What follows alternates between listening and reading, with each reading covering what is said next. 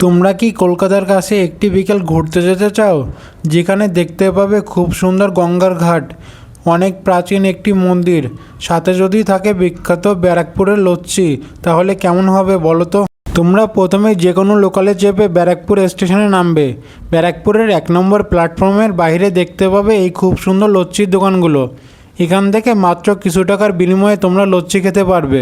এরপর তোমরা লচ্ছি শেষ করে মাত্র 15 টাকার বিনিময়ে অটোতে করে প্রথমেই নামবে গান্ধীঘাট। এই ঘাটটি ব্যারাকপুরে অন্যতম সুন্দর একটি গঙ্গা ঘাট। এখানকার পরিচ্ছন্নতা এবং এখানকার সৌন্দর্য তোমাদের মুগ্ধ করবে।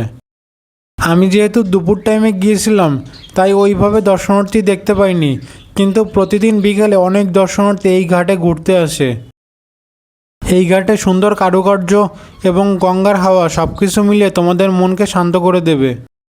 এরপর কিছুটা পায়ে হেঁটেই দেখতে পাবে এই খুব সুন্দর অন্নপূর্ণা মন্দির, যেটি 1875 সালে রানী রাসমণি কনিষ্ঠ মেয়ে জগদম্বা দেবী এই মন্দিরটি স্থাপন করেন।